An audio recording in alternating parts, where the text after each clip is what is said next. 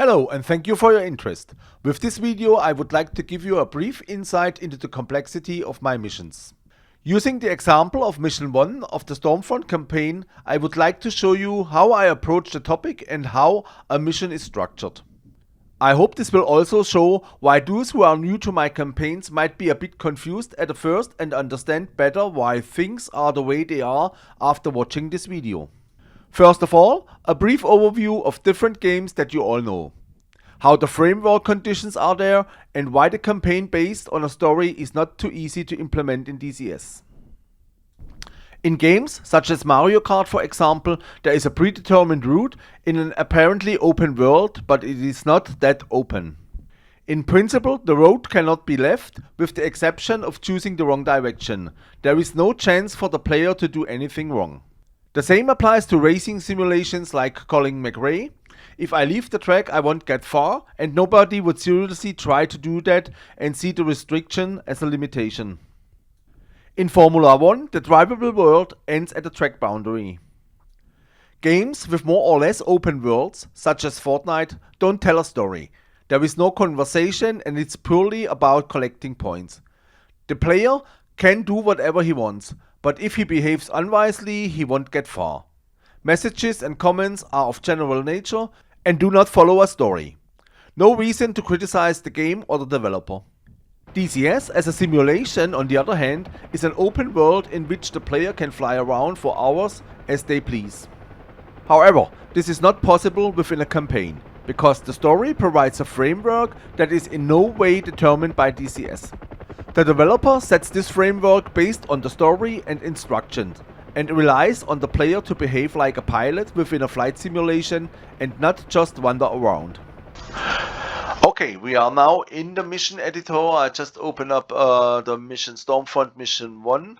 I saved it as a test video file, so I do not unintentionally change anything within the mission and break the mission in that way. So what we see is now the area of the Caucasus, and the mission itself is the area of operation is only the part. Here is the complete Caucasus. It's only the part around Batumi, north of Batumi, in specific between Batumi and Koboleti Airport. That is where the story is unfolding.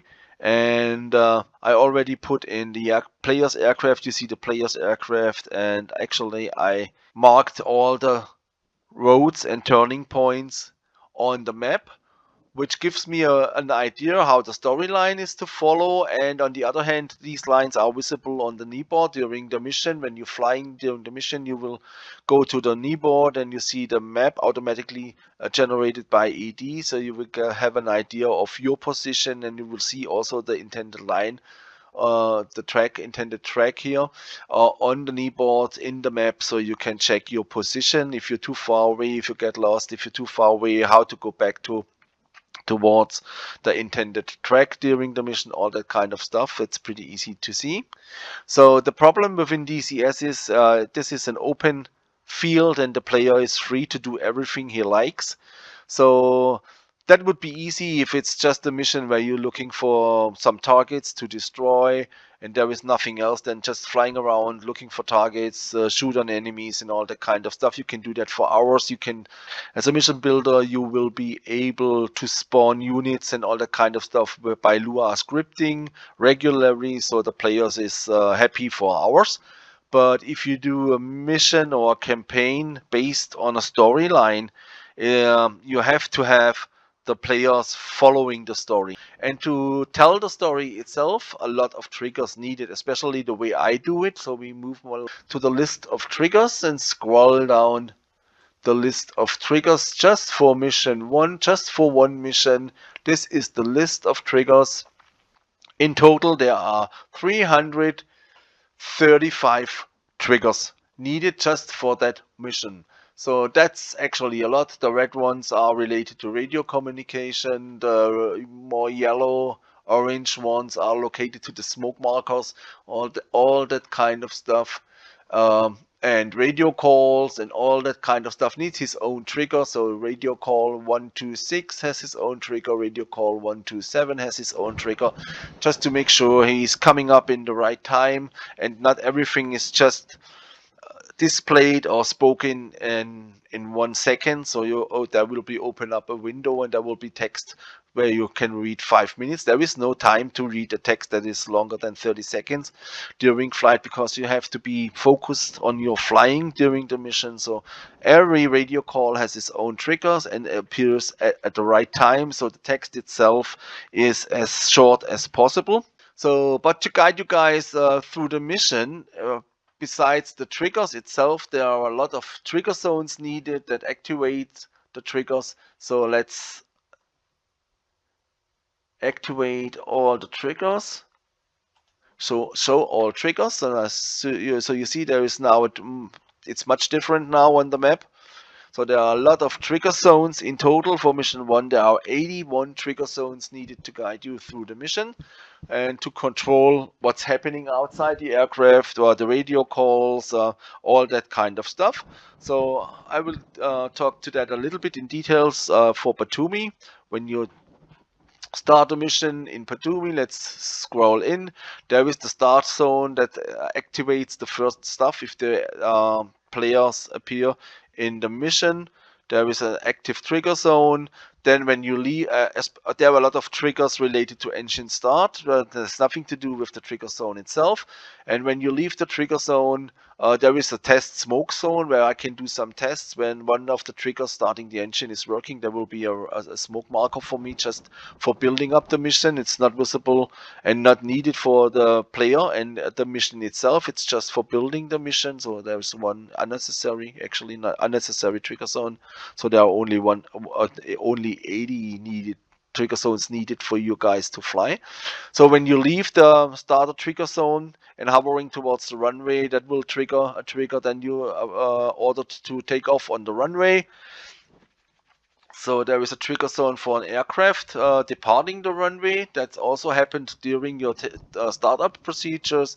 Then there is a trigger zone for smoke markers when you're at the end of the runway, and a trigger zone that triggers the information that you should turn to the right following the coastline over the water, avoid overflying the buildings, the city, and you will get the next trigger zone at the end where the harbor area starts, and you will get it's called now here the radio call zone 1, and you will get the information that you have to land on the harbor, pick up some passengers and all that kind of stuff, and all the triggers related to the pickup of the passengers here at the harbor. So that's a lot of triggers only for the first 5 minutes of flight. And that goes on and on and on and on. So you have trigger zones. You have also trigger zones if you missed something. So for example, if you do not know where the headquarters is, and after takeoff of Batumi and you're following the coastline northbound and you miss the intersection to the headquarters and just fly by the headquarters along the coastline, you will get into the trigger zone missed HQ, and that will trigger an information call that you just fly by past the headquarters, and you should turn around, fly back and looking for the headquarters and fulfill that task first.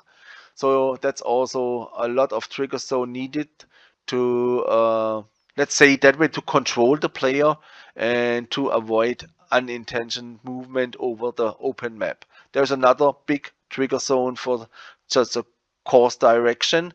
I already started that mission at the time. There have been only round zero zones possible. I did some work afterwards that I used the square functionality. This one has only the round functionality. So if you leave the flight path, the intended flight path to the east, you will get an information from your co-pilot, from your commander, that you've too far to the east and you should fly back towards the west, go back on track. That may be sometimes needed, and that keeps you on the intended flight path and avoids breaking the story by just leaving the story area.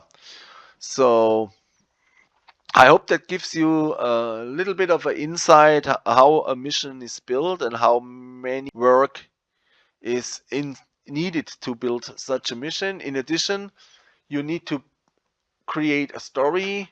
You need to create some pictures. Let's see it that way. So you have the story about the mission you need to create. Then you have the information on the start screen before you start the mission that you need to create.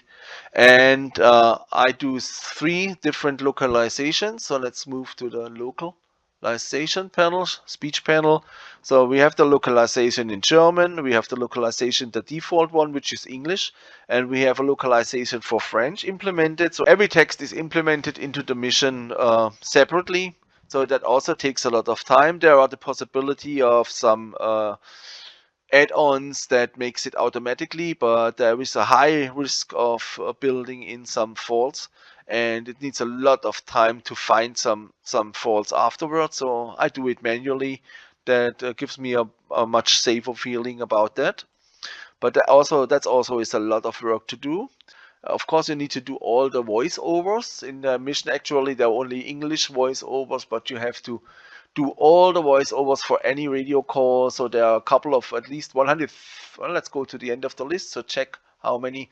Oh, okay, the last one is radio call with the number 15A, and there are still some radio calls with 8 where they called like here. There is 156, 156A, 156B, so there are much more radio calls within that single mission than 160. There are about 200 radio calls just in mission 1. So you have to do 200 voiceovers and put them also into the mission. So it's a lot of work, and I only use the tools I found in the mission editor itself. I do not do Lua scripting, so everybody of you will be able to do the same thing by having a good idea, being a little bit creative, and spending a lot of time in the mission editor, in some audio programs to create the audio files and all that kind of stuff. I need far more than 100 hours. So it's not only over by building the mission. You need to test all the different steps, and as many triggers you implemented, as many sources of faults are within there. So I do a short check of the first 5 minutes, and within the first 5 minutes when starting building the mission, I'm quite sure I did everything right. And after the test, I have a list with at least 10 to 15 faults and changes I need to do to apply, and that goes over hours and days and weeks just for one mission. Thank you very much for joining. I hope you got a real insight how I build missions and how complex my missions are. And if you sometimes struggle with the mission, you got an idea what may be the reason and why it is so hard and so difficult to build a mission without getting players struggling with the open area, especially if they do not have an experience with flying campaigns, if they do not have experience with pilot behavior. A lot of my thinking roots on actual pilot behaviors. So I build a mission with the knowledge of a pilot, and you as a player, you will not have that knowledge. So I have to anticipate all the things you may do or you may not do, and try to figure it out in advance and try to avoid that you get lost during the mission, which is also a heavy part of work. Many hours get into that, so it's much easier to build missions in another way, but I like it that way, and that's the way I like to fly missions, and that's the reason why I stick to it. Even it took me 1 or 2 years for just one campaign. It was already 3 years for that one after the first, and 8 months to release the mission. So it nearly 4 years between the first campaign and the second one. I will do the next one, at least I hope I will do the next one a little bit faster, but that's the way it is. Thank you very much for joining and visiting the channel. If you're not subscribed to the channel, please subscribe to the channel. If you like the video, please give me a thumbs up, and I will plan to do a series of how I build a mission step by step, series of videos in the future. Hope I will see you there. Thank you very much for joining, and have a nice flight and a nice day.